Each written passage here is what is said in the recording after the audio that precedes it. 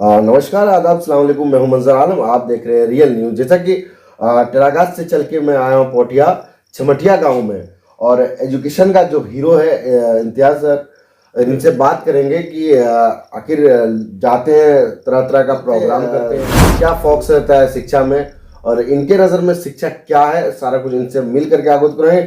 क्योंकि हमारे जो इंतज़ार भाई है और काफ़ी स्ट्रगल करके इस मुकाम में पहुंचे, तो इनसे ही मिलकर के सारा कुछ अवगत कराऊंगा। क्योंकि एक छोटा सा गांव में रहने वाला लड़का इतना अच्छा परफॉर्म कर रहे हैं, तो मुझे काफ़ी इनके तरफ मैं आकर्षित हुआ और काफ़ी अच्छा लगा। तो मैं टेरागात से चल के आज 95 किलोमीटर से दूर से यहाँ आए, और इन्हीं से पूछेंगे क्या प्रतिक्रिया रहेगा। सर, मेरे चैनल में स्वागत है आपका। बहुत बहुत शुक्रिया आपके चैनल रियल न्यूज़ का, और आपका भी बहुत बहुत शुक्रिया कि आप टेरागात से चलकर मेरे गांव में तशरीफ़ लेके आए। ये मेरे लिए बड़ी खुशी की बात है। मैं आपका खैर मकदम करता हूँ, आपका इस्तेमाल करता हूँ। और जैसे आ रहे हैं प्रोग्राम अटेंड करने के लिए, तो लोगों को प्रति क्या आपका भावना रहता है? बेशक आप देख भी रहे हैं, आप भी देखते हैं, सब देखते हैं जी कि मैं जिस प्रोग्राम में भी जाता हूँ, मेरा मकसद है लोगों को शिक्षा से जागरूक करना, शिक्षा के प्रति जागरूक करना।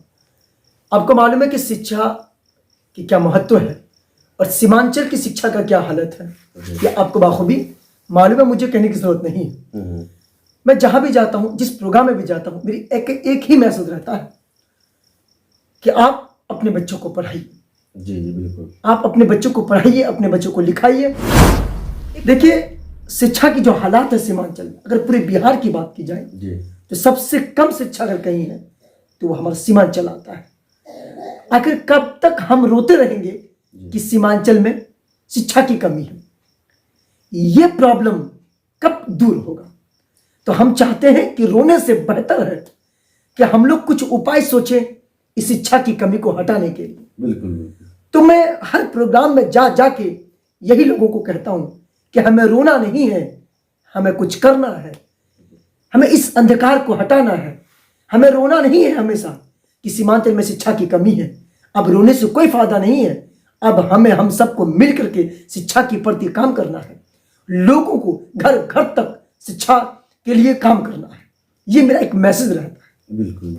अच्छा, आप जो घूमते हैं, प्रोग्राम अटेंड जो करते हैं, जाते हैं, विभिन्न जगहों में जाते हैं, और मैं एक चीज़ पूछना था कि आपको इतने अच्छी शुक्रिया कि आपने ये बात कही कि हम अंग्रेजी बोलते हैं। जी अल्हम्दुलिल्लाह अंग्रेजी बोलते हैं, ऐसी बात नहीं है। मैंने कई प्रोग्राम में आपको इंग्लिश फाटादार देखा है बोलते हुए। देखिए, हाँ, सबसे बड़ी बात यह है कि हम कैसे बोलते हैं, कहाँ से सीखें। तो सबसे बड़ी बात है, कोई भी काम करने के लिए उसके प्रति पे लगाव होनी चाहिए। बिल्कुल, है ना?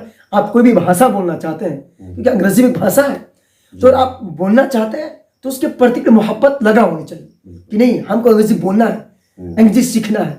तो अब सीखने के लिए और अंग्रेजी बोलने के लिए क्या क्या करना पड़ेगा, इसकी जानकारी होनी चाहिए। देखिए, अंग्रेजी बोलने के लिए प्रैक्टिस की बहुत जरूरत है, डिस्कशन, कन्वर्सेशन बहुत जरूरी है।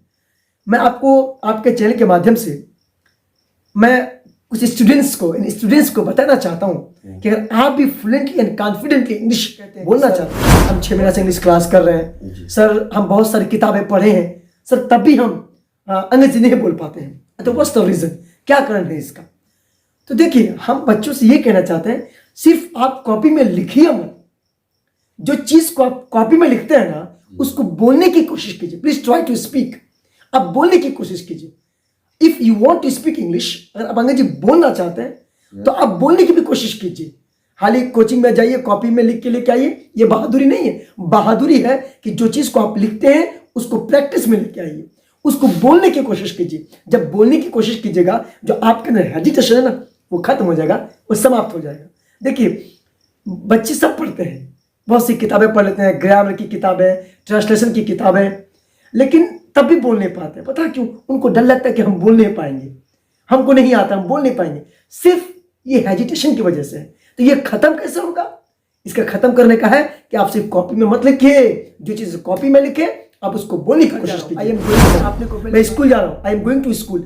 आप तो कॉपी में बना लिए, आप इसी को बोलने की कोशिश कीजिए। I am going to market, I am going to school, I am going home.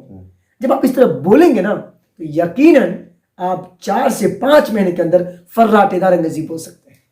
और जैसे कि आपका एजुकेशन शुरू कहाँ से हुई है? शुरू जी। स्कूल की बात हो रही है, हाँ। तुम सरकारी स्कूल में ही पढ़े। और आजकल लगातार आप देख रहे होंगे कि लगातार इनके वीडियोस वायरल होते हैं सोशल मीडिया के अंदर, स्कूलों के अंदर। तो कहीं टीचर होता है तो विद्यार्थी नहीं होते, विद्यार्थी होते तो टीचर नहीं होता। तो कहीं ना कहीं इस चीज़ का कमी है। और आपने भी इतनी अच्छी इंग्लिश पढ़ा है और इतना अच्छा आप पढ़ा रहे हैं, लोगों को भी जो अभी पढ़ा रहे हैं, अभी इतना अच्छा आपने सिखाया है। तो अभी का टाइम में स्कूलों के अंदर क्या चल रहा है? पढ़ाई सरकारी स्कूल में हो रहा है कि इसमें नहीं? सबकी कमी है, हम एक आदमी को इसका जिम्मेदार नहीं ठहरा सकते हैं। और इसमें टीचर्स की कमी है तो सरकार की भी कमी है और गार्जियंस की भी कमी है, कमी सबकी है ना। लेकिन हम आपके चैनल के माध्यम से जो रियल न्यूज़, क्योंकि आप सही बातों को उठाते हैं, तो मैं आपके चैनल के माध्यम से कहना चाहता हूं कि इसमें सबकी कमी है। देखिए, आप सही बात बोले कि कई वीडियोस हम भी देखे हैं, कहीं टीचर्स सो रहे हैं, कहीं टीचर्स मौजूद नहीं है, तो कहीं बच्चे मौजूद नहीं है ना। बहुत सारी बातें आती है। बिल्कुल। देखिए, पढ़ाई हर जगह होती है। आप पढ़ाएंगे तो पढ़ाई होगी, आप बच्चे आएंगे तो पढ़ाई होगी, है ना। तो कहने का मतलब आपके चैनल के माध्यम से कहना चाहता हूं कि सर, आप जिस चीज के लिए पैसा लेते हैं या आपको जिस चीज के लिए पैसा दिया जाता है, आप उस काम को बखूबी निभाएं, है ना। अगर 2 भी बच्चे आते हैं तो आप उसको पढ़ाइए, क्योंकि आप उसी पढ़ाने के लिए ही आपको पैसा दिया जाता है। तो अगर आप पैसा लेंगे, पढ़ाएंगे नहीं, तो शायद ये कुछ हद तक सही नहीं है। दुखजनक बात। बिल्कुल बिल्कुल, है ना। और बात रही सरकार की, तो सरकार तो मैंने जो पैसा देती है या हर चीज करती है सरकार, लेकिन सरकार को चाहिए कि मैनेजमेंट हो बैठे। और एक चीज़ है इंतज़ार भाई, आप लगातार तो शिक्षा के लिए फोकस कर रहे हैं, आवाज़ उठा रहे हैं, लोगों से मिल रहे हैं, स्टूडेंट से मिल रहे हैं। और जैसा कि मैं एक चीज़ कहना चाहता हूँ कि सरकारी स्कूल की बात मैंने जहाँ तक आया, तो आपने भी सरकारी स्कूल में पढ़े हैं आप, और माशाल्लाह अच्छा खासा मुकाम में है। अल्लाह ताला आपको और भी आगे भी लेके चले, मेरे हम लोग के लिए दुआ खैर है। तो मैं एक चीज़ मैं कहना चाहता हूँ कि सरकारी स्कूल में जो लोग पढ़ाते हैं, जो टीचर होते हैं स्कूल में, उन लोगों को सीमांचल की आपने शिक्षा की बात किया है। मेरा ये सबसे बड़ा सवाल चुभता है मुझे कि जो आदमी स्कूल में पढ़ाती है या पढ़ाता जो भी है, टीचर है या कोई भी है, उन लोगों का बच्चा आखिर प्राइवेट स्कूल में, बड़े बड़े हॉस्टलों में क्यों पढ़ा जाता है? ये सबसे बड़ा सवाल खड़ा नजर आता है। बताइए थोड़ा इसका प्रतिक्रिया, क्यों आखिर?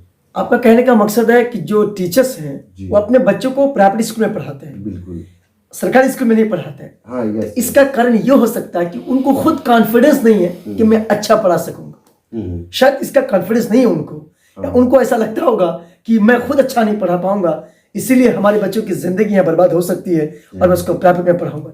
लेकिन मैं उनसे कहना चाहता हूँ, जो गरीब के बच्चे स्कूल आते हैं, क्या उनकी जिंदगी नहीं है? खिलवाड़ कर रहे हैं। तो शायद हम तो ये नहीं कहेंगे। अच्छा, एक चीज़ मैं उदाहरण आपसे पूछना चाहता हूँ कि जैसे कि पोठिया ब्लॉक में कई सरकारी स्कूल होंगे, आप इस चीज़ को गैस किए? आप जगह जगह में प्रोग्राम करने गैस करते हैं कि जो भी शिक्षक है उन लोगों का बच्चा हमेशा बड़ी जगह में पढ़ा जाता है। आखिर क्यों ऐसा होता है? ये कब सुधरेगा? कब ये सही कब होगा ये सिस्टम?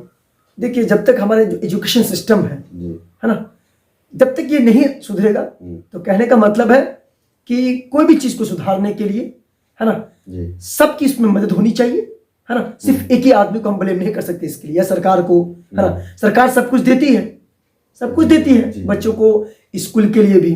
तो अब जहां आते तो उनका सही इस्तेमाल भी होना चाहिए, है कि पेरेंट्स की भी कुछ कमी ना रहती होगी? बिल्कुल बिल्कुल कमी रहती है ना। आप बिल्कुल कमी रहती है। पता है, एक टाइम था हम लोग स्कूल जाते थे स्कूल। अभी का टाइम में बच्चा थाली लेके जाते हैं स्कूल। आखिर क्यों ऐसा? अब देखिए, आज लोग बोलते ना खिचड़ी, हाँ, खिचड़ी खाने के लिए। ये खिचड़ी का ही सवाल पूछा मैंने। जी बिल्कुल, खिचड़ी खाने के लिए, है ना। जब स्कूल टाइम होगा, खिचड़ी खाने का वक्त, भेज देंगे, जाइए खा के आइए, है ना। तो इस चीज पर भी स्कूल की तरफ से ये बैन होना चाहिए, बिल्कुल, कि बच्चे को टाइम पे स्कूल भेजा जाए, ना कि खिचड़ी खाने के वक्त। ये किस तरह की मेंटालिटी बन गया लोगों का? कहीं ना कहीं दुर्भाग्य की बात है, हमारे देश अंधकार में जा रही है। मुझे दुख होता है शिक्षा के नाम पे करोड़ों रुपए आवंटन किया जाता है स्कूलों के अंदर, और यहाँ धरातल में कुछ शिक्षा नहीं प्राप्त होता है। मैंने कई जगह में मैंने विजिट मारा, कई स्कूलों में गया, मैंने कई जगह में गया, मैंने देखा है। जैसा कि आगे का आपका प्रतिक्रिया क्या रहेगा, जैसा कि आप लगातार पढ़ा रहे हैं, मैंने एक चीज़ सुना है आपका, मैंने सूत्रों के हवाले से मुझे खबर मिला था कि आप बच्चों को भी क्लासेस करवाते हैं ऑनलाइन, बात सही है कि गलत है? नहीं, बिल्कुल कराते हैं। जूम ऐप के माध्यम से जी। आज कम से कम जो है 700 स्टूडेंट्स को पढ़ाते हैं, और बस 100 रुपया ज्वाइनिंग करने के लिए लेते हैं क्लास, बाकी नहीं लेते हैं कुछ भी। निःशुल्क है, और 100 रुपया सिर्फ ज्वाइन करने के लिए। जी। तो आपका घर का कैसे मेंटेनेंस चलता है?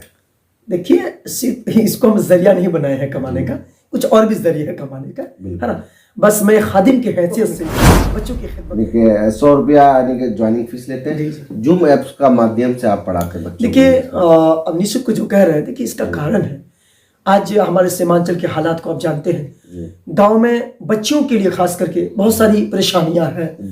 कुछ बच्चियों की जो ख्वाब है, जो उनकी तमन्नाएं हैं कि हमें अंग्रेजी सीखना है ना, मुझे अंग्रेजी बोलना है, तो किसी कारण वो नहीं सीख पाती है, या परिवार की वजह से वो बाहर नहीं जा पाती है, तो उनकी ख्वाहिश अधूरी रह जाती है।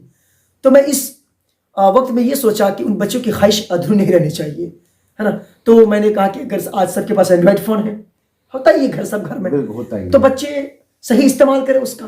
अगर हम क्लास देंगे तो बच्चे घर में बैठ कर आराम से क्लास कर सकते हैं। बिल्कुल, जितना बेटों को हक होता है उतना बेटियों को भी हक होता है। सच्चाई। आप चाहते हैं कि सभी शिक्षा प्राप्त करें। बिल्कुल। जैसा कि लास्ट क्वेश्चन है मेरा, ये है कि पूरे भारत के पेरेंट्स को शिक्षा के विषय में क्या आप संदेश देना चाहेंगे मेरे चैनल के माध्यम से? मैं आज आपके चैनल के माध्यम से जो बात मैं हर प्रोग्राम के माध्यम से देता हूँ, आज मैं आपके चैनल के माध्यम से देना चाहता हूँ कि आप भूखे रहिए एक वक्त जी, लेकिन अपने बच्चों को पढ़ाइए, अपने बच्चों को तालीम दीजिए, अपने बच्चों को शिक्षा दीजिए।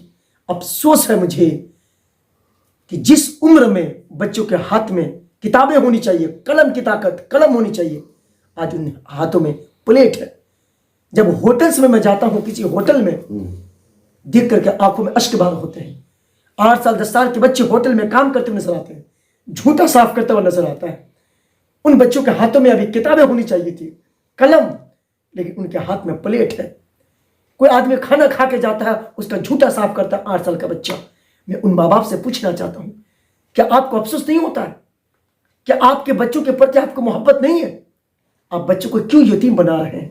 अपने बच्चों को क्यों अपाहिज बना रहे हैं? और आप कहते हैं मैं अपने बच्चों से बेपनाह मोहब्बत करता हूं या करती हूं। आप अपने बच्चों से बेपनाह मोहब्बत करते हैं तो फिर अपने बच्चों को पढ़ाइए, ना कि अपने बच्चों को यतीम बनाइए। यतीम से मुराद ये है कि जिनका माँ बाप मर जाए से वो यतीम नहीं होता है। अरे यतीम तो वो है जिनके अंदर तालीम व तरबियत नहीं है, वो हकीकत में यतीम है। अपाहिज वो है जिनके अंदर तालीम व तरबियत नहीं है। लेकिन आज हम लोग यतीम अपाहिज किसको कहते हैं? जिनके हाथ नहीं, जिनके पैर नहीं। अरे जिनके हाथ नहीं है वो भी आईएएस है, जिनका एक पैर नहीं है वो भी आईएएस बनते हैं। लेकिन जिनके 2 हाथ 2 पैर सलामत है, अगर वो ना पढ़े तो उससे बड़ा अपाहिज कोई हो नहीं सकता है ना। तो कुछ गार्जियंस की कमी है और कुछ बच्चे की भी कमी है। कुछ गार्जियंस तो बच्चों के पीछे पूरी जिंदगी लगा देते हैं पढ़ाने के लिए, लेकिन पढ़ते नहीं है। मैं उन बच्चों से कहना चाहता हूं कि बाबू पढ़ने का वक्त है, पढ़ लीजिए, है ना, नहीं तो आगे बहुत पछताना पड़ेगा। जैसे कि होटल में आप बताए कि अभी के बच्चों को जो पढ़ने का टाइम में पढ़ रहे नहीं है, होटल में काम कर रहे हैं, कार्यरत है, लोग काम करते हैं। आखिर इसका मुख्य कारण क्या है? ये आखिर क्या ऐसी परेशानी होता है तो छोटे छोटे बच्चे को होटल में काम पे लगाए जाते हैं? क्यों? आखिर हम लोग सीमांचल के अंदर बाहर चले जाते हैं रोजगार प्लान के लिए, आखिर क्यों? इसका मुख्य कारण क्यों है? क्यों ऐसा होता है? देखिए, आज कुछ लोगों की मेंटालिटी है, कुछ लोगों की सोच है जी। मैं पहला कर बता रहा हूँ आपको कि अगर पड़ोसी बिल्डिंग दे रहा है ना, तो दूसरे वाले को यही लगता है पड़ोसी गाड़ी खरीदा 4 चक्का, हम कब खरीदेंगे, है ना। वो तुम्हारे चाचा 2 कट्ठा जमीन खरीदे, आप कब खरीदेंगे, या हम लोग कब खरीदेंगे, है ना। उसी पैसे की लालच में, उसी दौलत की लालच में असली दौलत को खो देते हैं और अपने बच्चों को बाहर का रुख पकड़ाते हैं कि जाओ कमा के लाओ, हम भी छत देंगे और अपनी फ्रिज देंगे, गाड़ियां खरीदेंगे, है ना। तो बच्चे उस उम्र में बाहर चले जाते हैं, माँ बाप के दबाव पर, कुछ गार्जियन की दबाव पर बाहर चले जाते हैं। ये भी एक कारण है, ये सच्चाई है। बिल्कुल नहीं, बिल्कुल ये सच्चाई है। आज लोग यही सोचते हैं लेकिन मैं उन लोगों को कहना चाहता हूँ कि आप बच्चों को अपाहिज ना बनाएं। आप ये मत सोचिए कि सामने वाले क्या दे रहे हैं। आप अपने बच्चों को पढ़ाइए। जब आपके बच्चे डॉक्टर बन के आएंगे, इंजीनियर बन के आएंगे, IAS IPS BDO CO बन के आएंगे ना, इस जमीन की कोई हैसियत नहीं रहेगी, इस मकान का कोई हैसियत नहीं रहेगा, है ना। ऐसे ऐसे मकान बहुत खरीद सकते हैं, ऐसी जमीनें कई आएंगी आपके पास। तो पहले अपने बच्चों को पढ़ाइए, उनकी जिंदगी को बनाइए, फिर पैसे की बात कीजिए। और जैसा कि इंतज़ार भाई ने बहुत अच्छा इन्होंने बात किया है। इंतज़ार भाई काफ़ी स्ट्रगल किए, एक छोटा सा गांव है और यहाँ से, और ये दिल्ली से पढ़ाते हैं ऑनलाइन क्लासेस, और छोटा सा गांव में एक रह करके हमारे बिहार का लाल, जो शिक्षा का हीरो जिसको कहा जाता है, मैंने इनका नाम रखा है शिक्षा का हीरो, क्योंकि इंग्लिश गुरु है और फराटेदार इंग्लिश बोलते हैं। मुझे काफ़ी अच्छा लगता है इनका स्पीक, तो मैं सुनता हूँ, कई जगह में परफॉर्म करते हुए मैंने देखा हूँ, और इसीलिए मैं आना चाहा कि इनके घर में जाकर के मैं इनसे बात करूँगा। और अगला स्टेप क्या रहेगा आपका? किस चीज़ के लिए? आप अपना करियर के लिए क्या बनना चाहते हैं आप? आप इंशाल्लाह, अभी तो तैयारी चल रही है जी, है ना, और जिस दिन हो जाएगा, जिस दिन उस मकाम पे पहुंच जाएंगे तो आप आएंगे इंशाल्लाह, फिर आपको हम बता देंगे कि यही मेरी ख्वाहिश थी बनने की। मेरे दर्शक जानना चाहते हैं आपसे, तो आप नहीं बताएंगे? नहीं, आपके दर्शकों को हम वेट कराएंगे कुछ दिन बाद इंशाल्लाह। जब उस मकाम पे हम पहुंच जाएंगे तो आपके माध्यम के, आपके चैनल के माध्यम से हम बता देंगे कि यही हम बनना चाहते थे। और देखिए, बहुत अच्छा इन्होंने बात कहा, इनसे मिल करके काफ़ी खुशी महसूस हुआ, और मिलेंगे नेक्स्ट वीडियो में हम लोग। और काफ़ी ढेर सारा व्यक्तिगत जीवन की भी बारे बात किए और बहुत अच्छा लगा इनके साथ। और मैं यहाँ से मेरा वीडियो ख़त्म करना। जय हिंद, वंदे मातरम। अगर वीडियो अच्छा लगा तो लाइक कर देना, सब्सक्राइब कर देना, शेयर कर देना, और अपना राय ज़रूर देना कमेंट में। जय हिंद, वंदे मातरम।